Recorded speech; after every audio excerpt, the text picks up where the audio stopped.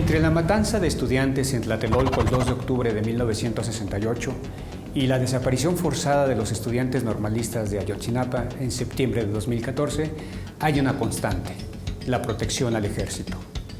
La verdad en ambos crímenes de lesa humanidad se ha topado con los muros de los cuarteles militares. La falta de esclarecimiento, sin un deslinde claro de responsabilidades y menos aún de sanción a quienes ordenaron reprimir a los estudiantes en la Plaza de las Tres Culturas, se repite 48 años después. Aunque el expresidente Luis Echeverría sufrió prisión domiciliaria acusada de genocidio, el papel de los militares nunca ha sido aclarado por la autoridad. Yo le puedo decir a usted que estoy muy contento de haber podido servir a mi país en tantos cargos como lo he hecho.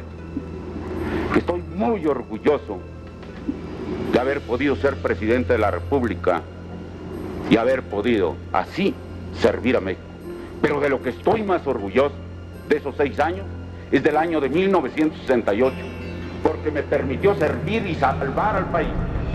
Las revelaciones póstumas del secretario de la Defensa, general Marcelino García Barragán, dadas a conocer en 1999, señalan al también general Luis Gutiérrez Oropeza como responsable de permitir que asesores norteamericanos adiestraran a personal del Estado Mayor Presidencial durante el conflicto estudiantil y de ordenar que oficiales de este cuerpo desarrollaran actividades terroristas contra el estudiantado.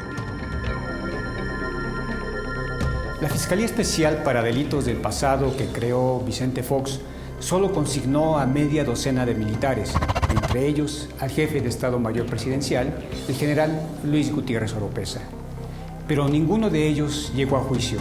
Se murieron antes de que comparecieran ante los tribunales para responder por su participación en la masacre estudiantil y la responsabilidad de los mandos, incluido el entonces comandante en jefe, el presidente de la República, Gustavo Díaz Ordaz. Asumo íntegramente la responsabilidad personal, ética, social, jurídica, política e histórica por las decisiones del gobierno en relación con los sucesos del año pasado. Pero por lo que respecta al ejército, él tenía la facultad y así lo determinó, contacto con el secretario de Defensa, que le fue una gran fidelidad. La Fiscalía del Pasado, desaparecida por el gobierno de Felipe Calderón, elaboró lo que hasta ahora es la versión oficiosa más acabada, que el ejército cayó en una trampa del jefe del Estado Mayor Presidencial. Desde un punto estratégico en el techo de la iglesia, una figura solitaria vigila el mitin. Empezaron a volar unos helicópteros sobre la plaza y los ruidos de las aspas de los helicópteros suenan como ametralladoras. Aparece el maldito helicóptero que lanza una luz verde más o menos a esa altura. A aquella altura de la iglesia empezó a caer una luz verde. En cuanto las bengalas toquen el suelo, un arma será disparada desde esta ventana. Es cuando lanzó la luz de bengala. No sé qué le pasó a mi padrino, se asustó mucho, me dijo vámonos. Y el señor que estaba aquí, o muchacho, se enredó un pañuelo blanco y sacó una pistola y al señor que estaba enfrente casi de él, hacía quemarropa, le disparó aquí. Entre el general Hernández Toledo, así de que ya se retiren, que lleva, y al primero que le meten un balazo es al general Hernández Toledo, que estuvo a punto de morirse. 2 soldados someten a un hombre. En la ropa de este contrasta una prenda, tal vez el guante blanco.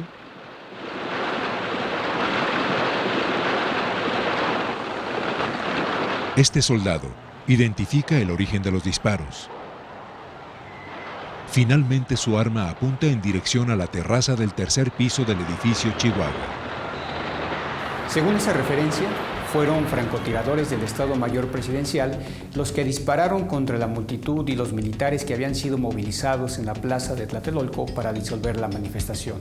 Esta verdad fue compartida de forma póstuma por el propio secretario de la Defensa Nacional de ese entonces, el general Marcelino García Barragán, con el fundador de la revista Proceso, Julio Scherer García, quien la publicó en 1999 en el libro Parte de Guerra. El general secretario contó que el ejército había echado a andar la Operación Galeana para desalojar a los manifestantes e impedir que se trasladaran hacia la Normal de Maestros en el casco de Santo Tomás.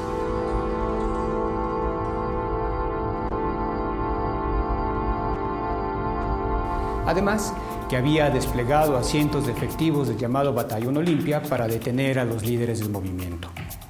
En su relato, el jefe del ejército de entonces dijo que fue el jefe del Estado Mayor Presidencial, el general Gutiérrez Oropesa, el que envió por lo menos a una decena de francotiradores para disparar contra los manifestantes y el propio ejército, lo que desató el intercambio de fuego.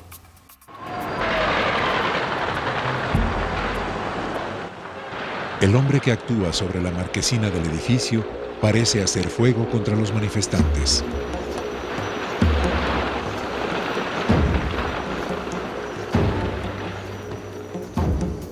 En declaraciones al semanario Proceso, recogidas en octubre de 1978, el capitán primero Francisco Mora Rodarte, comisionado al Batallón Olimpia, reveló que elementos del 18º y 19º regimientos de caballería, entre otros, formaban parte de dicha unidad táctica, que actuaban sin uniforme militar, armados e identificados con un guante blanco en la mano.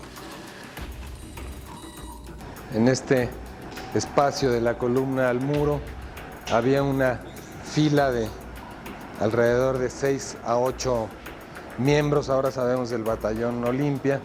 La mayor parte tenían un guante blanco o un pañuelo blanco amarrado. Eran jóvenes, la mayor parte de ellos se les notaba muy nerviosos. Estaban apuntando a los que estaban entrando en cantidad importante de gentes que venían corriendo, hasta que alguien gritó de la otra esquina que estaba abierta la otra parte. Después del muro se empezaron a escuchar detonaciones aquí abajo. En los datos oficiales, solo hubo 21 muertos en Tlatelolco, 11 de ellos estudiantes. La cifra real de los muertos difícilmente se sabrá. El Servicio Médico Forense de la Ciudad de México declaró perdidos los registros de las necropsias practicadas ese año. La pugna entre el Estado Mayor Presidencial y la Secretaría de la Defensa Nacional no ha sido asumida como una verdad ni como una versión oficial de la masacre de Tlatelolco. La muerte de los generales consignados no fue lo único que obstaculizó la verdad. Era una cosa terrible, era una cosa que la gente corría para todos lados, la gente caía muertos por todos lados, la gente tropezaba con los muertos. No sé si el balazo venía de allá o venía de aquí, no me di cuenta, o de allá. El hecho es que aquí cayó, aquí.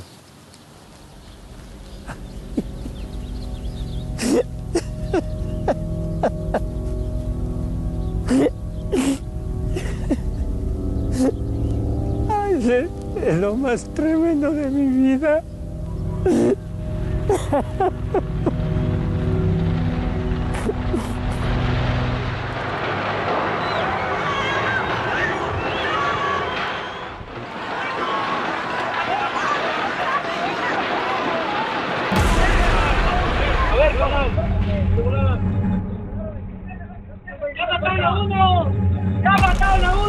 Así como ahora se niegan a abrir el 27 Batallón de Infantería en Iguala, Guerrero, por la desaparición forzada de los normalistas.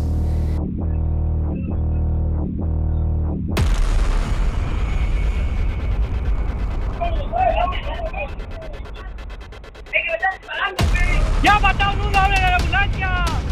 ¡Ábrele a la ambulancia! Guerrero ha sido el epicentro de las graves violaciones a los derechos humanos cometidas por los militares desde los años de la Guerra Sucia contra la guerrilla. La propia Fiscalía del pasado dejó pendiente por consignar a por lo menos a 6 mandos militares como presuntos responsables de la desaparición forzada de 80 personas en la entidad durante la década de los años 60 y 70. ¡Claro que sí! O quedamos que nos van a matar de hambre, que nos maten a balazos.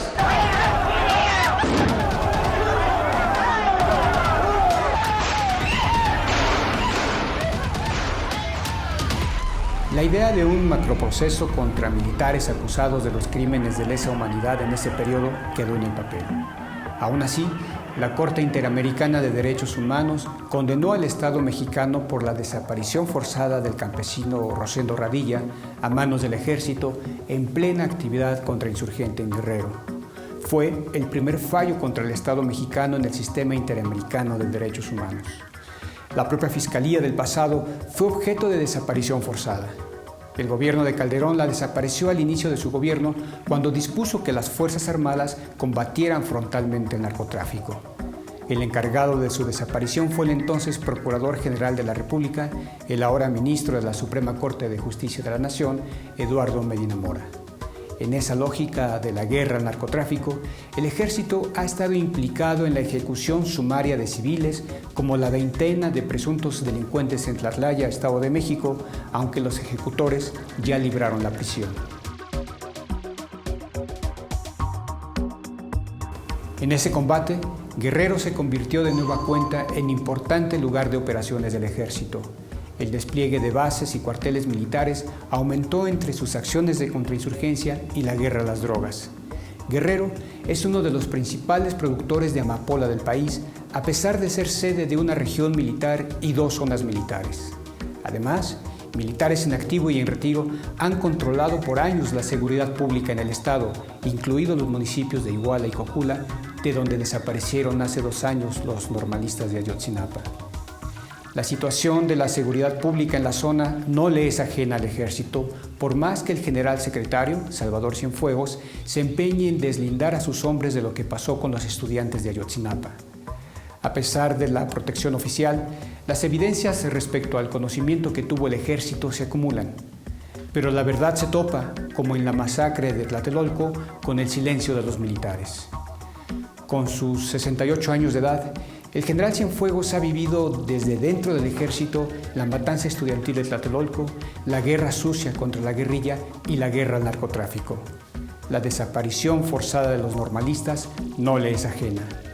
En la historia circular de la impunidad, la deuda del ejército con el derecho de la sociedad a saber sigue creciendo. Somos un caso más de gente desaparecida. En México y en Guerrero se mata gente en esos llamados daños colaterales, en su chingada política que hay contra diferentes fuerzas, incluso entre ellos mismos. Nosotros no queremos ser parte de eso. Queremos un México justo y libre.